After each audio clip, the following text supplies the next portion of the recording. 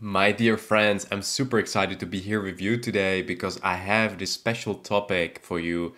Three things to do when you feel disappointed or resentful. And I want to start off this little session together to ask you, where did you learn to be disappointed? When did you learn to be resentful? These are very crucial questions just because it gives you this idea of going back in the past, going back in a time, and asking yourself, why are you thinking the way you're thinking? And giving you a little bit of the nitty gritty details to really figure out whether that's projects that failed, or that's something you learned from your parents or maybe your siblings, or group of friends you were, and it was just the typical thing was always to get disappointed when things don't go our way. And I just want to stress this out because sometimes, and let's say often, we get discouraged.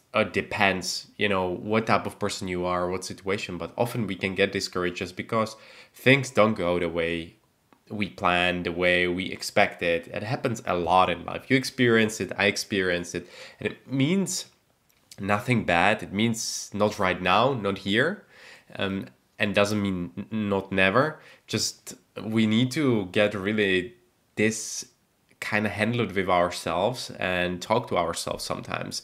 One way, and I'm gonna talk about it later, is really reflecting on what's happening. So what can you do? I already mentioned the first thing is really reflect on a situation, reflect where you're from, why is this happening? Is it something external? Is it something caused by you because of your reaction? Sometimes we react immaturely because of our history, because of drama. We just, our body is the signal carrier.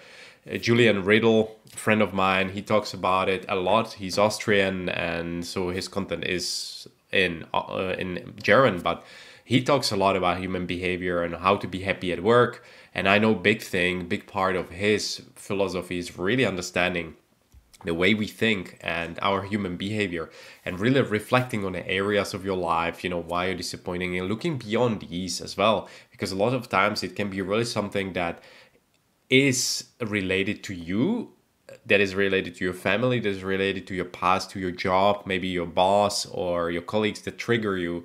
And over time, when you do the same thing, you're getting the same result. And body is amazing at, absorbing the signal, and body is body, and it has a lot to say over years if you do the same thing and then suddenly you react inappropriately. So reflect, remind yourself why you get up every day. This is a big one because we need to really think about the purpose and why we're getting up every day, what do we do for a living, why we do it, why we chose this particular industry over other, why we are with this person over another partner or potential partner, why we are having this group of friends, why we are focusing on these projects and not other projects. And this is the big thing which will kind of maybe disturb and maybe a little bit bring some different way of thinking into your day, just because you're focusing not only on the problem itself, but you're looking beyond it. And then with the second point, why, goes also connecting to your vision. A lot of times what I found out in my life and with the people that I speak to and hear is that, we go through the motions every day, and it's okay to really grind and to move and, progress and build goals and have better vision for ourselves. But sometimes we forget what is the really big vision for our life, what is the legacy, where we're going with our lives, and why we wanna expand and be better ourselves. And this is where you realize that nobody can make you happy, just you. And when you promise to yourself the things you're doing every day and you do them diligently and focusedly, you will figure out that life is better. Not because, you're fulfilling other people's promises, which is obviously important in this world, but you're fulfilling your own promise. And that's the biggest gift you can give to yourself when you say, hey, I will do this, I can do this, and I'll, get better. So sometimes also just want to remind you, it's important to quit few things. If you have, your plate really full, just if you order in a restaurant, big plate of seafood and it's overflowing and the pasta is on the top. And sometimes you just need to take a little bit away and say, okay, I'm gonna eat on a little bit. And this is a big topic for myself because I tend to be spread over a couple projects, different long-term, short-term, and I need to remind myself often about this. But I know a lot of people nowadays, in my peers, older people, are in a similar spot just because the industries we are in and the times we are in, people want to build security for themselves because times are uncertain, wars, pandemics, and we think, okay, what if that happens? What if Y happens? So we really want to be strong and resilient, right? And this is where, when we are sad and disappointed, which is totally okay and adequate in some situations, but there is difference between dwelling in disappointment and dwelling in resentment. And it's really about figuring out, where you want to go as a human being. So I just want to remind you that today is an excellent opportunity to test yourself and to really go beyond your capabilities. Have vision for yourself, stretch yourself. I always say, and it's not my saying, aim for the stars, land on the moon. And I think it's excellent. It's really this notion of that human potential is really nearly limitless. With our efforts and daily consistency, we can really reach far. But we need to remind ourselves that we play the long game. We need to be patient in our daily endeavors.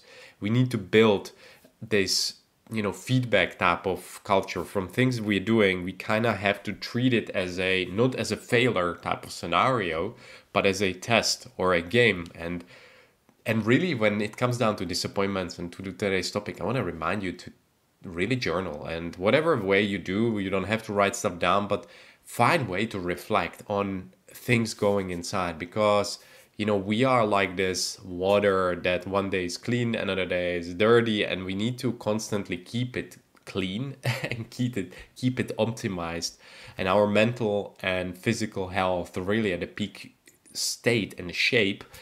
And that means you will have to invest. It's just like with an old ship.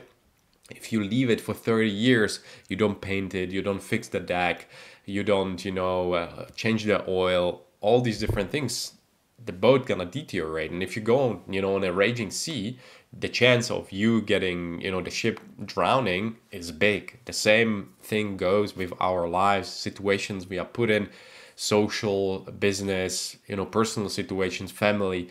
When we are not in a peak state here and shape with our thoughts, and we don't understand ourselves, we are not resilient. We are not strong enough to handle the pressure, and we give in. We cave in, and we give in to our, first human natures, which is, complaining, running away, and not really the best versions of ourselves. So I want to thank you for listening to my mumbling and rumbling and being honored guests. Thanks for your feedback, and I hope this really helped you, because I think this is a huge topic, and I see it now, especially in a chaos period where we need to figure out, and when we need to figure out how we gonna go to the next level, next stage.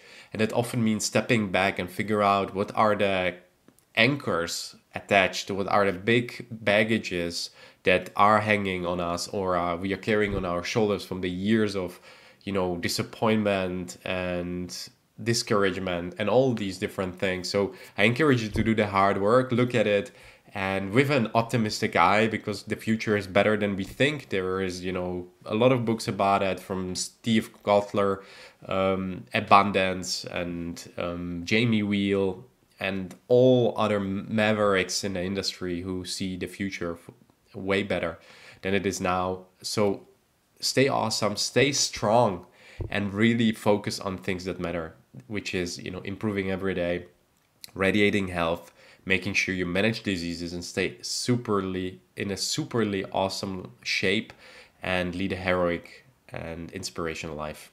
Until the next time, my friends, stay great.